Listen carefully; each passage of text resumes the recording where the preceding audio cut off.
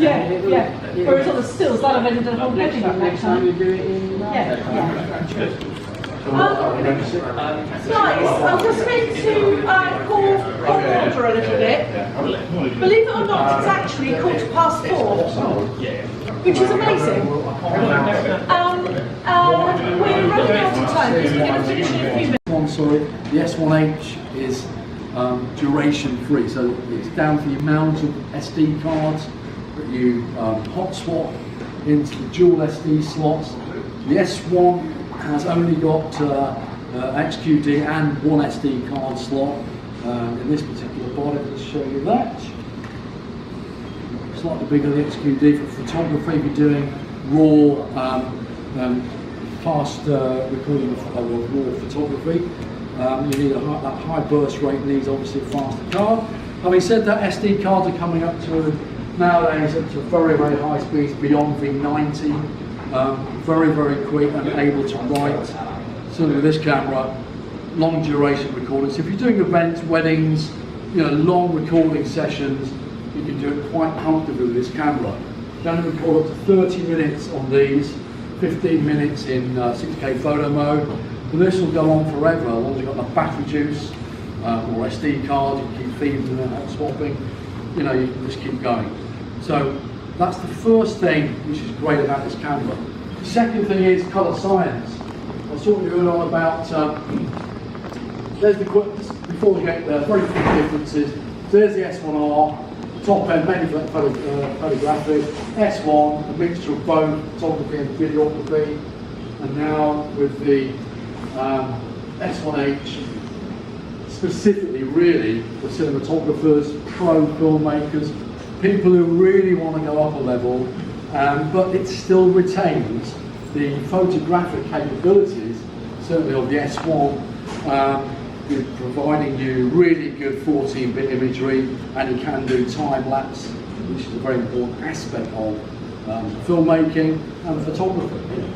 I know that you just bought an S1, haven't you, recently? How are you finding it? Loving it? Yeah, I mean, it's a big step up since the last thing I bought 9 years ago. So right.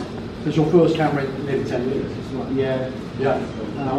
Things have changed, times have changed. Two quantum levels. Yeah. You've actually gone through a lot there. But you're enjoying all the benefits now, all that change. Great little camera, great colour science. And again, it's been improved even further in the S1H. The Varicam engineers have worked, top-end cinematographers have engineered and worked on this sensor in the S1H. So we get the benefit of their experience in a bigger sensor. This is bigger than the Varicam 35, bigger than the Varicam Pure. That's only a Super 35 sensor. This is a full frame sensor. We've got dual image stabilization, and on lens, on certain lenses, not that one. and in body image stabilization, so I can do pans, movement, and there's no jerky, like you get on other cameras. You don't actually need a gimbal for certain shots.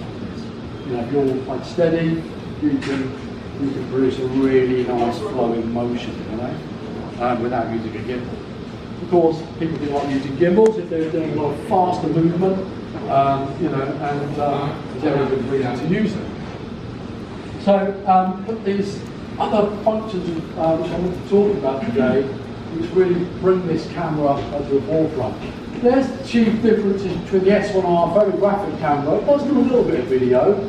It excels obviously in photographic terms.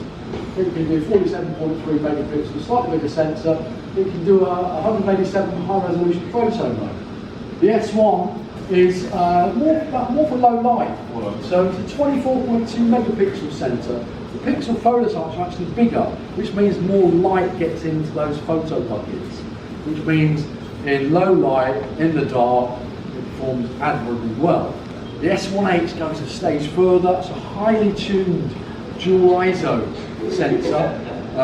4,000, 5,000, even 10,000 ISO is amazing, and it's better than the current full frame market, the A7S II, in terms of performance in low light. In my own testings and what I've seen. And I'm going to look at a few graphs probably later to show the sweet spots as well. The laser, so in the middle of the S1 hybrid, the S1's clear difference is 6K camera. This is a 6K camera now, and that means you can shoot the full open gate, the full size of the sensor.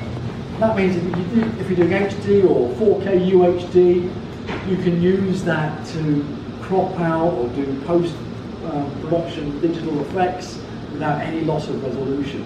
Really engage and use that 6K facility. Or obviously, you can master your films in 6K, or you can extrapolate single frames, photographers, from that 6K image and get really high resolution, 18 megapixels, Carol, Yeah. in size, JPEGs, which is pretty darn good. They look as good as, in my opinion, some of the raw photos.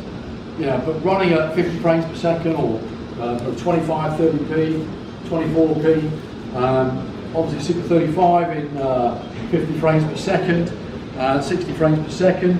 We also do HD with sound at 120 frames per second now, and the dynamic range is incredible. It's noise free at those dual ISO settings, which I'm going to show you. 120 at NTSC mode, 100 in PAL mode.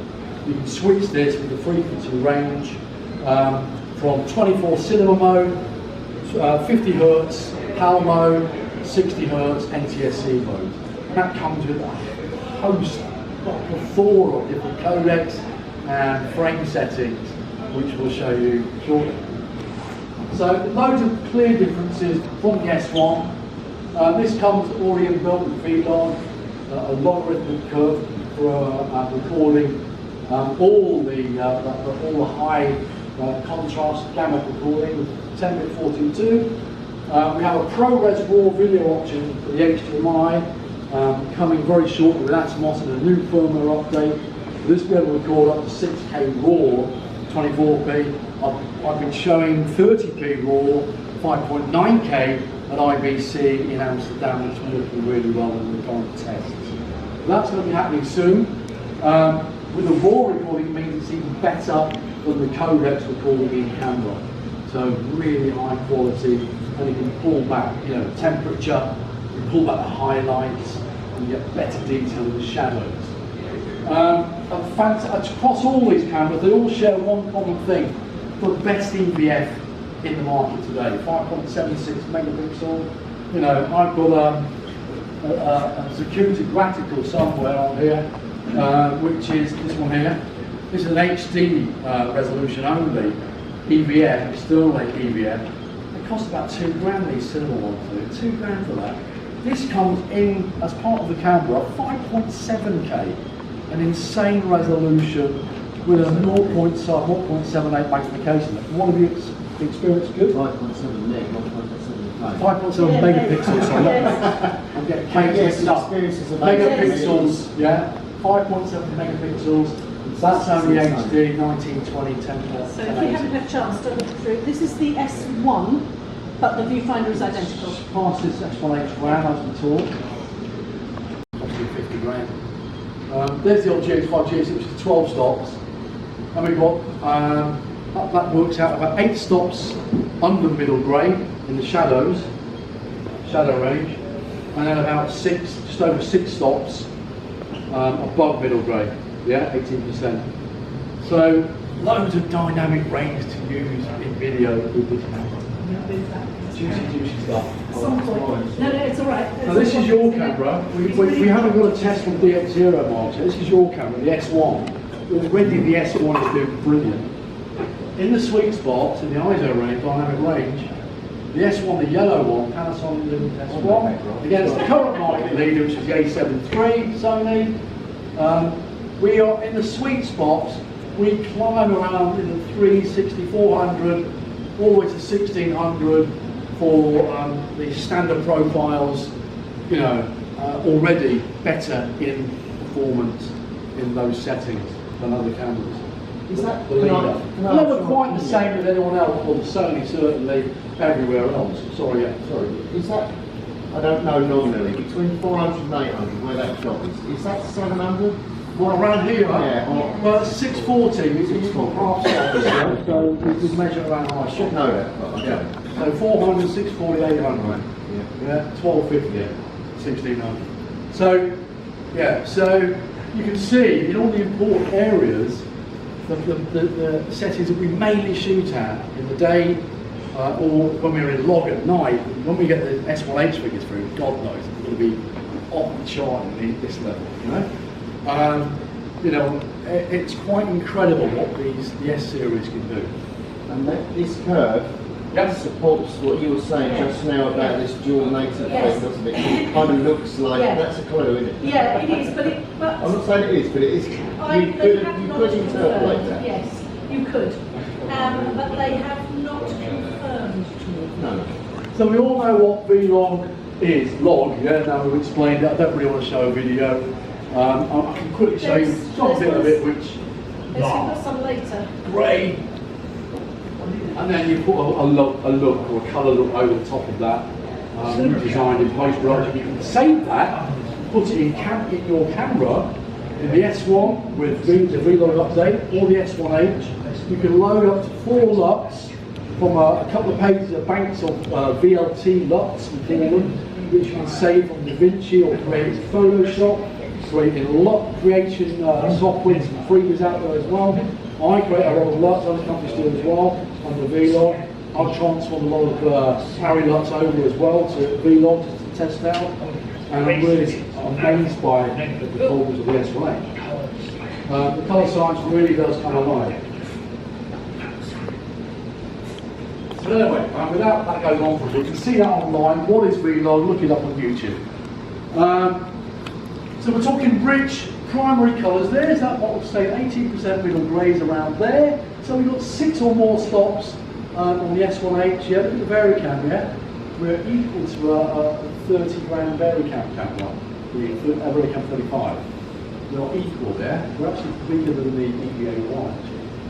And then -8 stops under the shade. You need more for the shadows, just the way it is. So that is how we measure under a long curve the proportion of what is being used from middle grey, yeah, all the way up to the highlights. Blacks down here, middle grey, highlights at the top. And this is how all cameras are judged. GH5 only 12 stops. That was 8 and 4. 8 under, middle grey, 4 above. Any questions on climate range? Cool. And there it is. I was talking earlier on about, on a chart, what does it look like? Because this is the 10-bit values of vlog and the 10-bit values of log C against each other. Look how close we are. We're actually closer to C-log on the array white gamut with vlog V gamut. We are closest to them than any other camera performance, manufacturer. So that, what does that mean? The Arri Alexa is the #1 camera in Hollywood. It's the #1 camera in Netflix. We've just been given Netflix accreditation for the S1H as an A camera. Yeah, it's now, there's no other mirrorless camera out there which can do that. It's been given that accreditation. We can mix and match the look of the Arri very easily with the S1H. It's insane. I've been doing it. A mate of mine runs a rental company. I've been using some footage from the Arri, and I've brought it in with similar footage with the S1H, and I'm totally knocked out how similar it is, and it's a tenth of the price.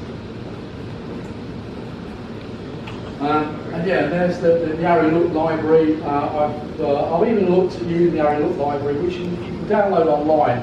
There are a couple of LUTs they have on the Arri Look library.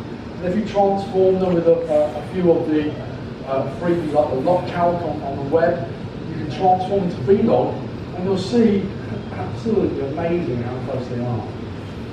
I've been also doing stuff with raw photography, trying to capture all that dynamic range from a 14-bit raw image and seeing how vlog matches up, or how vlog matches up with photos, which have saved to JPEG on the timeline, but sort of demonstrate the colour.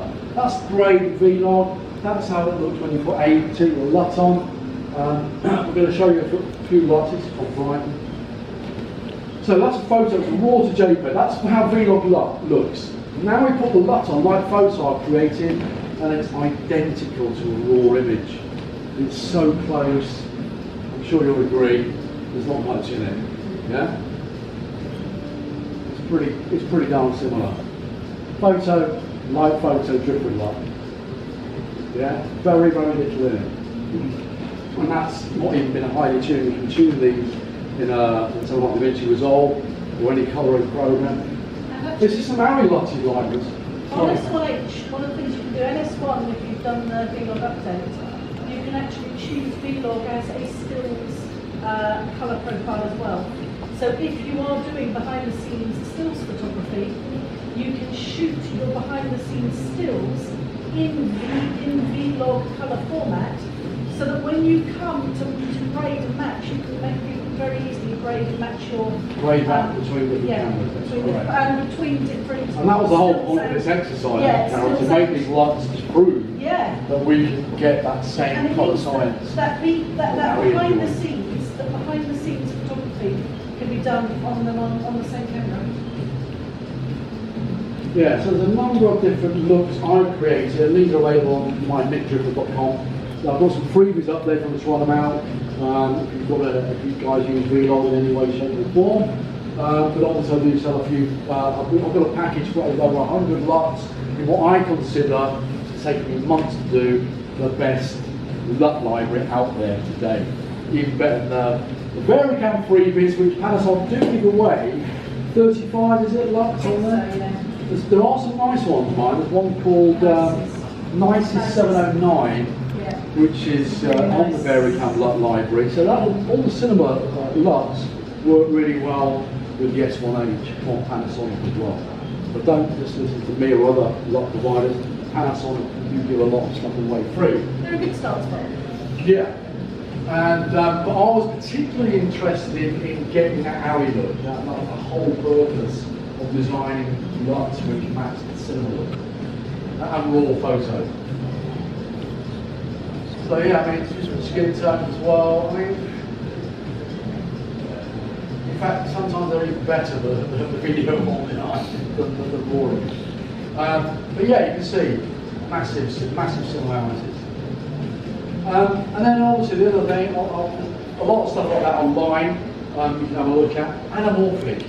Now, hands up anyone who's shot anamorphic before? Anamorphic lenses? Yeah? I know you know that, definitely. They're really expensive. I wish Sigma did some anamorphic lenses. Is that in the pipeline? No comment. Panasonic is still saying that. Yeah, they get asked often enough. Anamorphic lenses, quality ones, I'm talking about like the Hawks and the master anamorphic lenses of yesteryear. Some of the old Cower lenses. I mean, there's a whole array of newer anamorphic lenses. They cost a fortune, And what I tend to do, even from the GH series, the Micro Four Thirds series, and other cameras, I've been just using anamorphic projection lenses. Like this is a Cower B&H ×2. It's a ×2 squeeze. Yeah, that means an anamorphic lens. It looks like a tiger's eye or a cat's eye. Yeah, it can squeeze using the full resolution of the sensor, twice as much information into that area. So when you de-squeeze, you've got twice the width, but enjoying the same focal length of this is the holding lens, or if you're using a dedicated anamorphic lens, the focal length of the anamorphic lens. So, for example, this one, here's an example shot with this. This is the 7200 Panasonic lens, f4. I use it as a holding lens. I set it to 105, so there's no vignetting. I've got the Bell & Howell's ×2 anamorphic, an old lens. You can pick these up anywhere between 800 to 1500 quid. Anamorphics cost a lot of money. There are cheaper ones out there. I don't know what you're using. I was using Schneider and Cinelux, similar to this. Yeah, similar. Yeah, they make similar ones. Cower badge, they're different badge, but some of them are the same as 16.8, whatever. Sancor. What else is there? There's SLR Magic. That's the Micro Four Thirds. There's also the Rectulux that goes on top where you can single focus solution. Yes. There's loads of sites out there who recommend old projection lenses. Some of the glasses, particularly this one, and some of the stuff you've been using, it's really good. You can get the same flaring, that horizontal flaring, that blue flaring, and shine a light in it, yeah? Like you see on the big cinematic films, and you see a car coming, and then this big blue streak as it arrives on the forecourt. That's that sort of flaring that anamorphic gives you, that horizontal flare. It gives you the oval bokeh, so when you've got that depth of field, you get a nice oval, around things appear oval, and it's an aesthetic that a lot of cinematic filmmakers like. And I think if used sparingly, can work really well, as you saw in that film there. You know, you can mix and match traditional lenses with anamorphic. Abrams is really, really famous for shooting tons and tons and tons of anamorphic. And if you watch the rebooted Star Trek films, whenever they're on the bridge and the consoles are out of focus behind, you will see absolutely archetypal blue horizontal flare behind everything. Yeah. And it's once you've recognised it, as soon as you see it, you never don't see it. And actually GH5 and GH5S in particular, GH5 in They are anamorphic modes as well. started really put anamorphic into the hands of indie filmmakers, which is why suddenly Russian projector lenses went up in value enormously. And actually you occasionally even see adverts on television now which are have anamorphic components to them. And that's because of things like GH5 and now S1 and S1H. It puts it into the hands of indie filmmakers. Yeah, so what we're trying to say here is that you've got these anamorphic modes, which the S1H and the GH5, Yeah. GH5S support. And there's different settings, different frame rates, this will work under. And then also you've got in-camera D-squeeze. So instead of seeing squeezed image, which is using the full size of the sensor, or in this particular setting, a 4x3 image of the sensor. Let's get to that menu quickly, just to show you what we're trying to talk about. Can you see this down here? There's our log view assist, so we can put LUTs in the camera as well. Anamorphic D-squeeze display. This supports ×2, times 1.8, times 1.5, 1.8 being a lot of new anamorphic lenses, so if you're shooting your 3x2, 1.2 is perfect for it, 1.6, 1.5 rather, 1.33 and 1.30, so it will de-squeeze, i.e. make it, it'll unsqueeze it. Let me just show you a bit with it off, and you'll sort of get it what I'm trying to talk about here. If I turn it off, the de-squeeze, you'll see in the picture, there's the 4x3, yeah, the squashed in anamorphic effect of the image, yeah? As soon as I kick in the D-squeeze, we bring it back to what it should look like. This is a ×2 lens, yes, Cower ×2, Bellenhauer's Cower ×2, you can see underneath there. Each lens should tell you what it is. There we are, 2 times anamorphic. When you turn that, so you set it on to ×2, and then when you view it, you can film and see how it's going to look in post-production. Also, I'll just get a focus on, not focused over at the moment, but you can see that it's giving me the D-squeeze rather than the 4x3 frame aspect, yeah? Where it's squeezed. That means you can see in your camera what you're going to get in post-production, basically. We'll still record a squeezed image, but in post-production you can either set it to CinemaScope, or you can, if you're using different size multipliers like 1.8, 1.5, etc., you will conform it accordingly, whatever size it is. And that means you can get 239, 235 to 1, all the different aspect ratios of the cinema. That's what we're trying to say. So as well as working with normal spherical glass, we're working with different forms of glass. Anamorphic lenses like this can produce an orange flare. Yes, Carol talked about the blue flare for certain lenses. The Hawks do a vanilla white flare, which a lot of people like. So it's really, really nice to work with, different, and you can hire these lenses too. And they all work with, some of these lenses you can get an EF or PL mount. Sigma produce adapters for these for the L mount. We've got some cinema lenses here, I haven't got anamorphics here unfortunately, but yeah, you can hire these lenses on a daily basis, and I would suggest using them sparingly, probably not like check the air around. Roger Deakins, for example, doesn't like anamorphic at all. Yeah. It's one of these anti-anamorphic fans. But they do have their uses, and this camera does it all. But here's something shot with this particular camera. What I do like, not just the flaring, this is a William Blake poem I did. I'm doing a film about William Blake's poems. How different are the cinematic versions of the art lenses? They're 100% different and 100% identical. That's all though. There's 100% new, 100% retained. The optic grid, the actual bits of glass, are exactly the same. So this is the equivalent lens from someone like Leica or Zeiss in the cinema, it would be 20 pounds. Because of the cooked optic. We have an economy of scale for making the glass